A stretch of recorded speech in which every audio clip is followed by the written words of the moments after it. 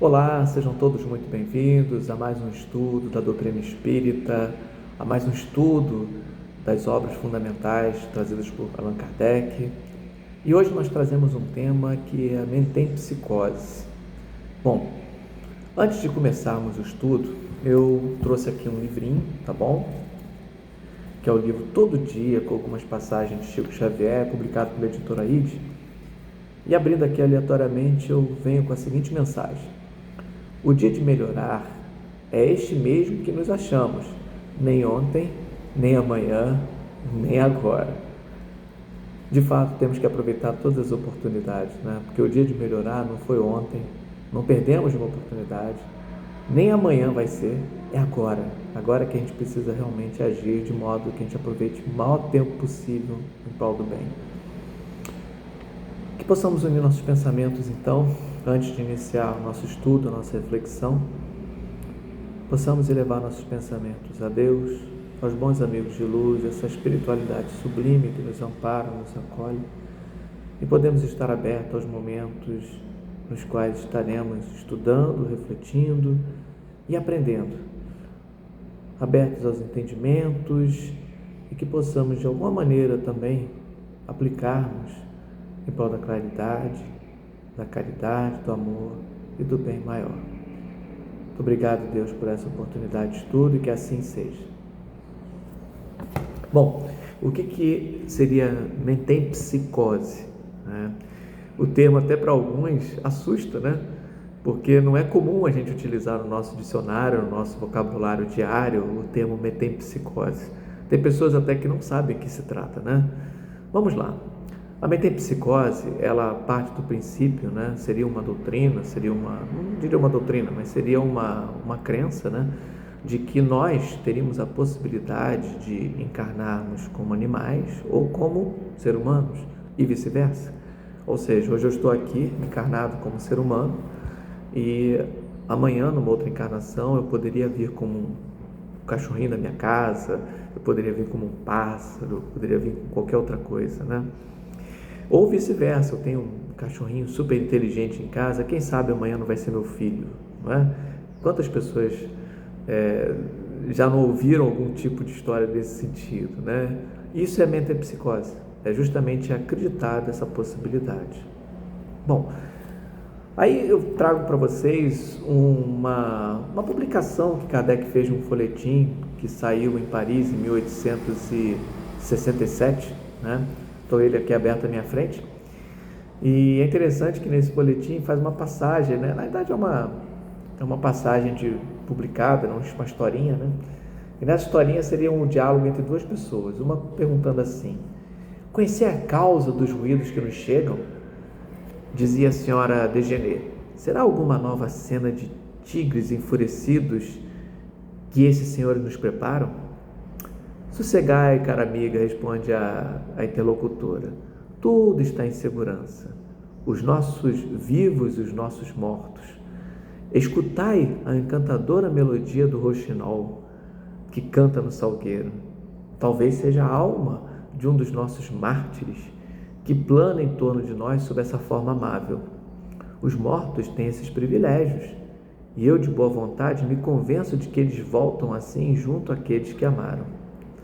Oh, se dissesses a verdade, exclamou vivamente senhora Desgenais. Aí responde a interlocutora: eu creio sinceramente, disse a jovem duquesa. É tão bom acreditar nas coisas consoladoras. Aliás, meu pai, que é muito sábio, como não ignorais, assegurou-me que esta crença tinha sido espalhada antigamente por grandes filósofos. O próprio Lesage também nela acredita. Então, é uma publicação, uma historinha de um folhetim que circulou na França em 1867 e Kardec replica isso na Revista Espírita de julho de 1868. E tem duas partes interessantes, por isso que eu trouxe para vocês, para todos nós aqui, esse folhetim, porque tem duas frases aqui que me chamaram a atenção. Uma delas é o seguinte: aliás, meu pai, que é muito sábio, como não ignorar, assegurou-me é tão bom acreditar nessas crenças consoladoras. Olha só a percepção dela, como ela coloca no folhetim, como foi escrito o folhetim, né? que muitas vezes certas crenças nós trazemos para não trazer conforto, não é? Vemos tantas coisas de coisas que acreditamos, né? E muitas vezes certas percepções, certas crenças, por exemplo, no norte ali da Europa, né? Aquelas crenças do fogo, aquelas crenças de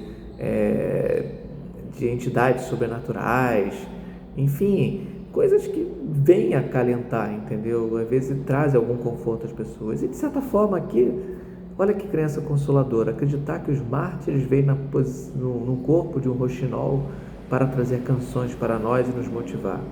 Crenças dos quais os espíritos eles nos esclarecem que num ponto como nós entendemos não funciona bem assim, tá? E realmente tem outro ponto que ela fala aqui, que é o seguinte: essa crença tinha sido espalhada antigamente por grandes filósofos. De fato, tá? A crença da metempsicose ela é atribuída aos hindus ainda, religião bem antiga, antes dos hebreus, né? E ela teria surgido possivelmente na Índia, onde até Pitágoras, aquele famoso filósofo grego, teria visitado em algum momento, e depois ela foi levada para o Egito, onde efetivamente há registro que Pitágoras teria trazido essa crença depois para a Grécia, né? E lá no Egito ela tomou corpo e tomou forma, né? Quem não se lembra dos deuses do Egito antigo, Osíris, né? Aqueles deuses que tinham aquela forma de um corpo, uma forma humana, com uma cabeça parecendo um lobo, enfim, um animal, né? E outros deuses também. De certa forma, os egípcios incorporaram isso na vida deles e acreditavam que os deuses, quando ocorriam essas questões de uma encarnação dentro de um corpo, seria até uma punição dos deuses para isso. Isso a gente também vê nos conteúdos da Revista Espírita que eu estou trazendo aqui, tá bom? Mas aí a gente pergunta, será que é possível? Será que é possível eu hoje aqui, encarnado nesse corpo físico, mudar de uma hora para outra, encarnar num corpo, por exemplo, de um cão, de um animal? Bom, em primeiro lugar, a gente precisa entender qual a diferença que existe entre a gente, tá bom? A diferença que existe entre os seres da criação. E aí vamos transitar pelo aquilo que nós conhecemos primeiro, tá bom? Nós conhecemos tradicionalmente os reinos mineral, o reino mineral, o reino vegetal e o animal, certo? E ainda teríamos, de acordo com os espíritos, o ser humano em si, né? Um pouquinho mais adiante disso, tá bom? Bom, no mineral, o que existe no mineral? Não temos princípio inteligente nenhum. Nós temos interações mecânicas, químicas, né? Que estabelecem todos aqueles processos mecânicos que estruturam aquela criação, aquilo que é um mineral efetivamente. Vegetal. O que é o vegetal? Será que o vegetal sente, pensa? Entendeu? Não pensa.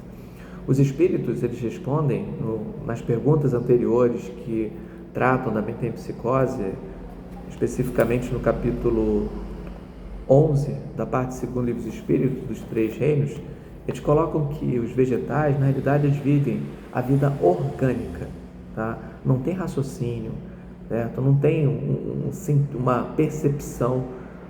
Tem pessoas que falam assim, vou cortar uma planta, será que ela vai sentir dor? Será que ela vai gritar? Não, ela vai sentir o efeito mecânico do corte, o efeito, a percepção, e não é sentir, ela vai perceber o efeito do corte, certo? Mas ela não vai sentir dor, ela tem uma vida orgânica exclusivamente, tá?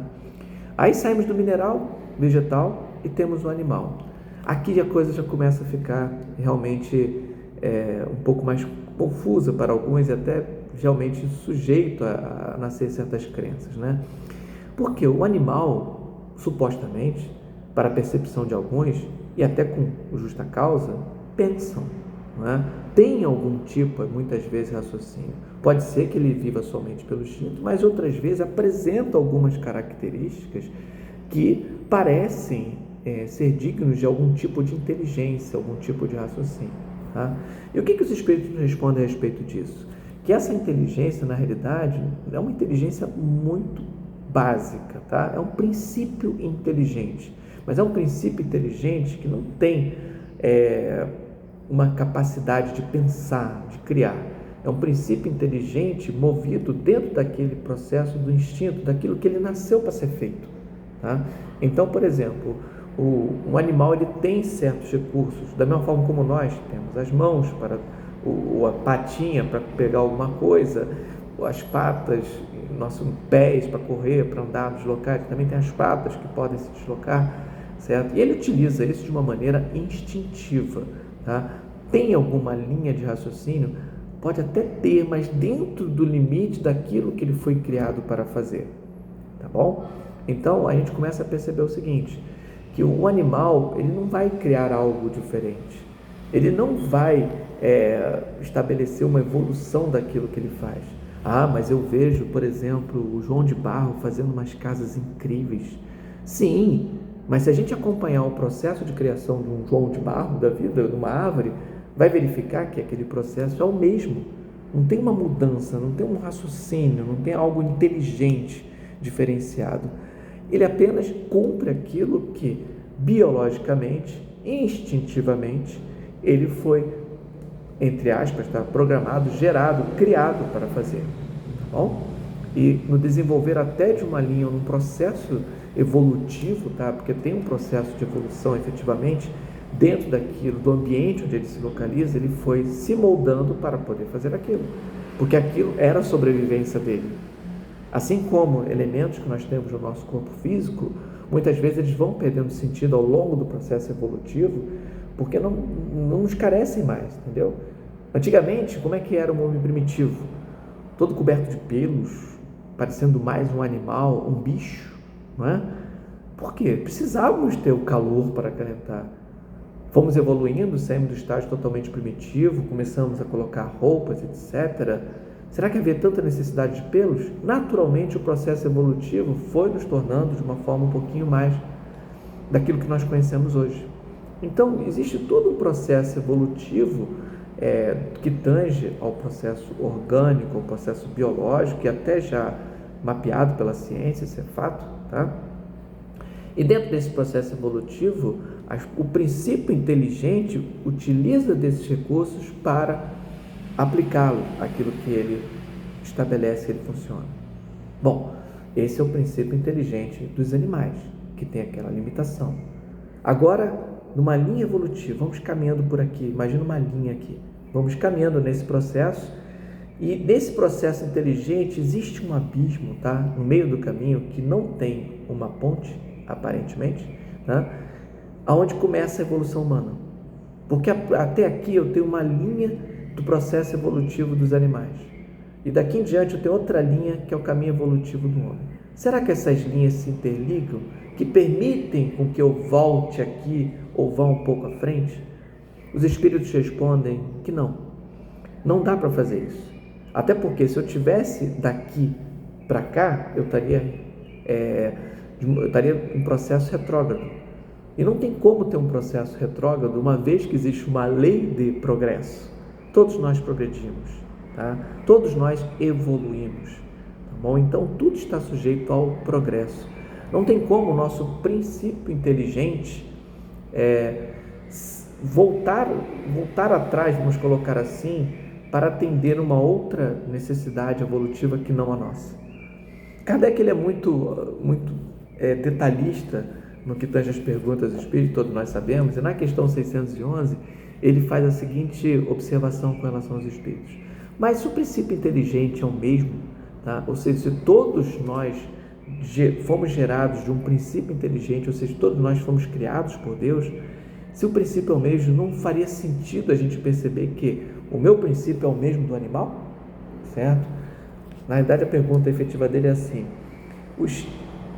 terem os seres vivos a mesma origem comum no princípio inteligente não é a consagração da doutrina da metempsicose? E os Espíritos respondem o seguinte: não vamos confundir a semente pela árvore, tá? Ele faz essa comparação. E a comparação é bem interessante pelo seguinte, porque se nós temos uma semente, por exemplo, de um abacateiro, tá? E temos uma semente daquilo que poderia ser o germe de uma simples rosa, uma roseira. Podem até as sementes parecerem muito, a forma circular, a forma compactada. Não seria então um princípio inteligente? Sim, poderia ser o mesmo princípio, o princípio de geração de uma vida a partir de uma semente. Só que o que diferencia depois não faz com que tenhamos a mesma, possamos compartilhar daquilo que fomos posteriormente criados a partir daquela semente. Ou seja, quando eu olho o abacate, o cal, as folhas, o fruto ali pendurado, etc., não dá para dizer que aquela estrutura que agora nós temos é igual à semente. É totalmente diferente. Da mesma forma como uma roseira linda, com suas flores, com suas pétalas, com suas rosas e pétalas, vai ser exatamente a semente. Então, nós não somos o princípio inteligente que nos gerou. Nós somos uma decorrência, certo, desse princípio inteligente, mas não somos mais aquele princípio, já somos uma outra estrutura, já somos um outro tipo de padrão evolutivo, tá? E nós, seres humanos, diferentes dos animais, nós, da mesma forma como encarnado, temos uma nossa infância, um período de infância, do qual nós ainda estamos despertando para entrar na humanidade efetivamente. O espírito assim também o tem. Nós temos as fases em que, nas primeiras encarnações nossas, efetivamente, após a nossa criação, nós temos uma fase ainda de infância, da qual nós, uma vez espíritos, nem sempre, não temos como ter uma lembrança efetiva disso. O que os espíritos falam sobre a nossa fase, sobre as encarnações humanas, é que os espíritos conseguem lembrar as encarnações até certo ponto, mas assim como nós esquecemos as nossas experiências da infância, os espíritos também, eles esquecem, eles não têm lembrança das primeiras encarnações da infância do espírito. E onde é que ocorreu essa infância? Essa infância pode ocorrer em um planeta adequado, ou pode até, em alguns casos específicos, pode até ocorrer num planeta como o nosso, tá? Mas onde eu estou querendo chegar, trazendo essa base que Kardec coloca no capítulo, antes de falar efetivamente da metempsicose, embora eu já esteja trazendo alguns insumos, a nossa formação, embora o princípio inteligente seja o mesmo, é muito diferente. E os espíritos ainda colocam uma observação bem interessante. Eu falei de uma linha, né, onde eu tenho os animais e onde eu tenho na continuidade da linha o ser humano. Existe um abismo que nos separa dos animais, assim como nós estamos longe de Deus, tá? E é até interessante que os espíritos respondem que os animais, os cachorros, os bichos, eles olham o ser humano como se fosse um Deus. Pela nossa capacidade de criação, raciocínio, pela nossa inteligência, naturalmente a gente tem uma percepção como se fôssemos deuses, tá? Voltando àquele raciocínio que eu estava trazendo para vocês sobre o nosso processo evolutivo, imagina o que é a encarnação no mundo primitivo. Imagina o que foram as primeiras encarnações nossas nesse plano orbital, nesse planeta, né? Nesse plano terrestre, aonde eu utilizei o termo plano orbital, me perdoem, seria um plano terrestre. Imagina como foram as nossas primeiras encarnações aqui. Conta-se no livro Exilados de Capela, tá? E também no A Caminho da Luz, quando Emmanuel fala sobre a civilização egípcia, no qual ele trata dela como sendo um crente, acreditando na metempsicose. Tem uma passagem interessante lá que diz que nós estávamos num planeta bem melhor, na constelação de Capela. Esse livro trata isso também, nesse livro com Exilados de Capela, mas o planeta ele precisava evoluir, né? O planeta estava na mesma condição que nós estamos hoje na Terra, precisando de alguma forma evoluir, mas nós não nos adaptamos e nós não conseguimos acompanhar e fomos banidos, né? Fomos levados para esse planeta que estava em criação aqui, ainda numa situação bem mais primitiva, né? E assim fomos trazidos para cá e acolhidos, né, por Jesus, nosso grande irmão maior, que tratou da elaboração, da criação desse nosso orbe aqui. Mas chegamos aqui ainda primitivos, né? Chegamos aqui nas encarnações primitivas ainda, muito diferente do corpo físico que nós estamos aqui. E como coloca Emmanuel lá no Caminho da Luz, talvez isso tenha servido de recordação e de lembrança para muitos espíritos que aqui encarnaram nesses primeiros momentos, né, tiveram essa vivência como animais, entre aspas, né, como de uma forma muito primitiva, e guardaram isso. E assim começaram a elaborar suas crenças da possibilidade de encarnação num corpo animal. Porque, em verdade, vamos colocar assim, nós hoje em dia enxergamos um animal com uma certa distância, mas o que éramos nós há 200 mil anos, quando a data de que o homem começou a andar pela Terra? Eram praticamente animais, né? Nós não tínhamos a civilidade que nós temos hoje, não tínhamos a estrutura física que nós temos hoje, tinha uma estrutura física muito parecida com um animal. E estávamos nos graus da encarnação em um mundo primitivo. Então imagine, para um espírito que encarna num mundo onde a condição física já está um pouco mais evoluída e volta para um mundo onde a encarnação é mais primitiva, qual a impressão que ele vai ter? Que encarnou em animal, não é? Então daí onde vem realmente algumas crenças intuídas ou trazidas, né, desse processo de percepção de que talvez tenham tido uma encarnação animal, mas não assim não foram. Todos nós seguimos a lei do progresso, todos nós precisamos evoluir, todos nós entramos numa cadeia evolutiva, no mundo de primitivo, no mundo de expiação e provas, ainda no mundo de regeneração encarnamos nesse mundo corporal. E como vem mais adiante, se eu não me engano, na pergunta, acho que 619, não estou lembrado agora do Livro dos Espíritos, nós mais adiante, nós começamos a encarnar em mundos mais ditosos sem a necessidade do corpo físico como entendemos, né? Temos um corpo muito mais sutil e etéreo, mas só tudo num processo evolutivo, tudo num processo de progresso, nunca num processo de regresso. E ainda digo mais, nós podemos até parar no nosso processo evolutivo, mas nunca regredir, nunca ser retrógrado. Percorrendo ainda das questões, Kardec ainda coloca: poderia encarnar no animal o espírito que animou o corpo de um homem? A continuidade da pergunta 612, não faria sentido. Isso seria retrogradar e o espírito não retrograda. O rio não retorna à sua nascente. Na pergunta 613, Kardec coloca assim aos espíritos: embora de toda errônea, a ideia ligada à metempsicose não terá resultado do sentimento intuitivo que o homem possui das diferentes existências? É o que eu estava colocando aqui para vocês, não é? Nós, de alguma forma, sim, acabamos passando por algumas encarnações um pouco mais primitivas, talvez isso tenha trazido uma ideia errônea da metempsicose, assim que os espíritos respondem. Então, de fato, o que nós percebemos é o seguinte: há uma diferença muito grande do princípio inteligente que rege o homem e que rege os animais, tá?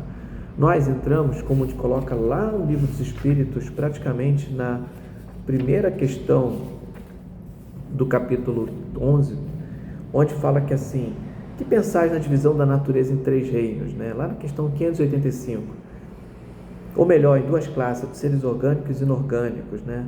Segundo algumas espécies, a humana forma a 4ª classe. Que divisão é preferível? Kardec pergunta, né? Todas são boas conforme o ponto de vista. Do ponto de vista material, apenas seres orgânicos e inorgânicos. Mas do ponto de vista moral, há evidentemente 4 graus. Ou seja, do ponto de vista material, nós temos orgânicos e inorgânicos. E nós fazemos parte desse orgânico, tá?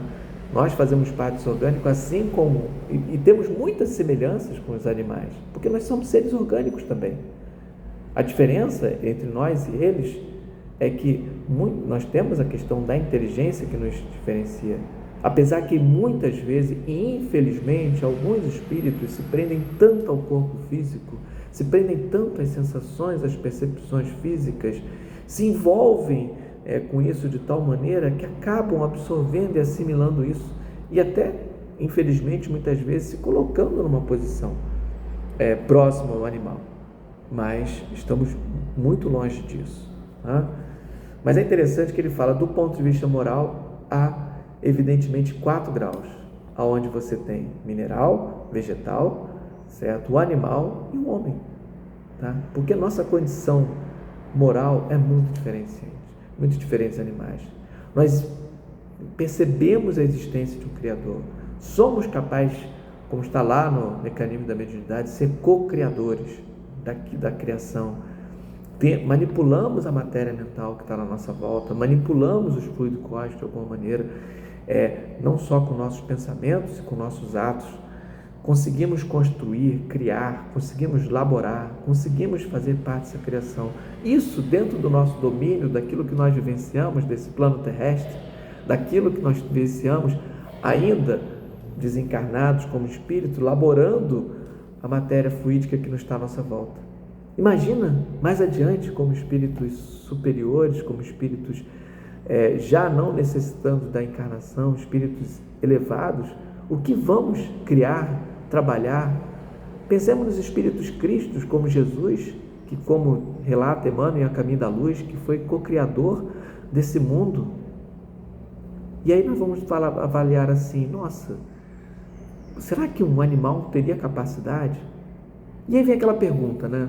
Tudo bem, se um animal não tem a capacidade de fazer isso, mas você está falando do animal como conhecemos. Como é que seria num mundo mais elevado? Kardec também coloca essa questão no mundo, no capítulo que trata dos 3 reinos. No mundo mais elevado, em que o homem está numa condição mais elevada, então, será que aquele animal lá, eu na condição que estou aqui, eu seria equivalente a um animal de um mundo mais elevado? Porque nos mundos mais ditosos, os animais eles têm mais recursos, eles têm mais capacidade em sua estrutura, de modo que atuam como sendo apoiadores ou, entre aspas, prestando serviço para o ser humano, né? Para a humanidade. Né? É assim que os espíritos colocam. Mas isso ainda não os torna, tá, diferenciados. E é fácil a gente conceber isso, porque, por exemplo, nós estamos aqui nesse plano terrestre, onde, vamos pegar o exemplo de um pet, de um cachorrinho muito inteligente, certo? Ou vamos pegar um animal, por exemplo, um cavalo, que tem um recurso ali de transporte, de apoio, né? Prestando esse serviço de transporte para... Hoje em dia já não tem tanto, né? Mas em alguns locais, com certeza, eu digo nas grandes cidades, mas em alguns locais ainda são utilizados para transporte, no meio rural, por exemplo, não é? Então, mas imagina, o cavalo ele segue todo o processo evolutivo desse plano terrestre. Imagina em outro orbe, o mais elevado, onde todo o processo seletivo permitiu que ele tivesse algumas capacidades de caráter físico, de caráter da evolução biológica dele, que permitisse fazer algumas tarefas, inteligente que fosse. Não vemos, por exemplo, um elefante com a tromba empurrar as coisas? Não vemos, por exemplo, um cavalo para fazer um carinho, empurrar a cabecinha assim no dono para tentar fazer um carinho? E se ele tivesse a capacidade de ter alguma coisa, tipo uma mão, um braço que pudesse acariciar? Não é? Então, tudo questão do processo evolutivo e biológico daquele planetinha, tá bom? No mundo mais elevado, no mundo em condições superiores, sim, é possível acontecer isso. Ele possa ter mais recursos e assim auxiliar a humanidade. Entenda-se por humanidade, tá? E cabe interessante de citar isso, a condição humana, tá? A condição humana que tem esse princípio inteligente que nós citamos aqui, tá bom? Muito mais evoluído. Por isso, quando eu falo humanidade, não humanidade do planeta Terra, humanidade da nossa família universal. Eu acho que vale a pena ainda comentar a questão de para onde vão os espíritos quando desencarnam, né? Para onde vão essas almas, né? Seja nossa, seja dos animais. Porque se eu desencarno, meu princípio inteligente, meu espírito, ele vai para um processo de erraticidade, para mais adiante encarnar novamente no corpo físico. E se eu tenho um animal que morre ali naquele instante, para onde vai aquele princípio dele? Não poderia, em algum momento, esses dois princípios trocarem de lugar? Então, essa questão que eu coloco apenas para ilustrar no seguinte sentido, né? Não tem como um espírito do animal, efetivamente, porque ele não teria recursos para estar numa estrutura humana, tá bom? E da mesma forma, nós também não teríamos, como já disse, seriam estruturas incompatíveis, tá? E o que faz o espírito do animal nesse período? Será que o espírito animal ele vive? Será que ele fica numa condição errante que nem a gente? Não, não fica. Nós ficamos numa condição de erraticidade, ou seja, conscientes do nosso eu, conscientes das nossas ações, sendo exatamente o que somos agora encarnados, certo? Quando nós desencarnamos, damos continuidade total àquilo que nós somos. Já os animais não. Muitas vezes sem percepção do seu eu, certo? O animal, ele nem sempre ele tem tempo até de ficar nesse período, num lapso entre uma encarnação e outra. Já há espíritos incumbidos que têm essa preocupação, que têm esse cuidado de que quando se extingue a vida numa determinada situação, aquele princípio inteligente já é aplicado em outro.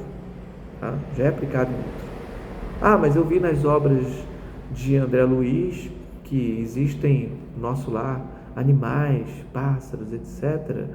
Não há impeditivo de ter. Apenas a diferença é que eles não estão no processo de erraticidade, que nem nós estamos. Se nós formos ver lá a evolução em dois mundos, às vezes eles podem estar, como coloca André Luiz, às vezes eles podem estar num processo evolutivo, tá? Dentro de uma linha evolutiva do princípio inteligente, mas não necessariamente estão em erraticidade como nós estamos, não é isso. E nessa linha evolutiva, logo em seguida, já vão encarnar, já vão ser alocados num novo corpo físico, tá bom? Então, tem essa diferença muito grande. Nós temos essa possibilidade da erraticidade. Podemos passar um período entre uma encarnação e outra cônscios de si. Já os animais não, tá bom? Acredito que com isso a gente conclui o estudo de hoje, né, que trata da metempsicose. Lembrando que realmente era uma crença antiga, mas uma crença que dentro de um contexto evolutivo, de um contexto de progresso, que traz os espíritos, que está na lei do progresso, ela não faz sentido. Ela também vai ao encontro, vai de encontro, não ao encontro, mas de encontro, a possibilidade, a questão lógica de que nós temos efetivamente duas condições no aspecto do ponto de vista moral bem diferenciadas, seja uma vida animal, seja vida orgânica. Por mais que nós estamos encarnados num processo, numa estrutura orgânica, nós agimos de maneira diferente para nossas condições morais e podemos agir até parecido, né? Mas isso não nos tira a condição da humanidade, né? Apenas para fechar, teve um experimento realizado há muitos anos atrás por um casal, não sei se eles eram psicólogos ou psiquiatras, não me lembro agora, me perdoem, em que eles resolveram criar, para poder comprovar, né, a possibilidade de evolução, resolveram criar um filho junto com um chimpanzé. E muito curioso que o resultado dessa pesquisa, ela chegou, não foi numa condição muito adequada.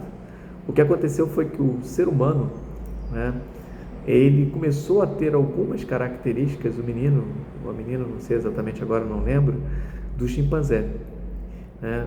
Ou seja, uma criança, ela, da mesma forma como, por exemplo, um chimpanzé, um símio, ele tem um processo evolutivo, mas tem um momento em que ela dispara, ela começa a evoluir. E o que aconteceu? O chimpanzé continuou sendo o chimpanzé o tempo todo, né? E a criança retardou o processo evolutivo dela, mas não deixou de ser criança, né? Não deixou de ser criança, apenas influenciada, como nós nos influenciamos pela carne, como nós ficamos muitas vezes presos à carne, por aquilo que nos liga a ela, tá bom? Mas progresso sempre, encarnar em animal ou voltar a uma condição, nunca. Que Deus ilumine a todos nós, que Deus abençoe, que essa espiritualidade esteja conosco, que assim, com a permissão da espiritualidade que nos ampara, nos acolhe, pedimos que nos intua, que nos ajude, amado Mestre Jesus, amado Pai, na aplicação daquilo que nós fomos criados, na aplicação do amor, da caridade, que isso é que efetivamente importa a todos nós. Importa a criação e importa a Deus. para que possamos fazer mais adiante parte dessa obra da criação, do qual já fazemos parte, mas interagirmos e contribuirmos com ela, conforme Deus espera de nós. Que assim seja. Que Deus ilumine e abençoe a todos.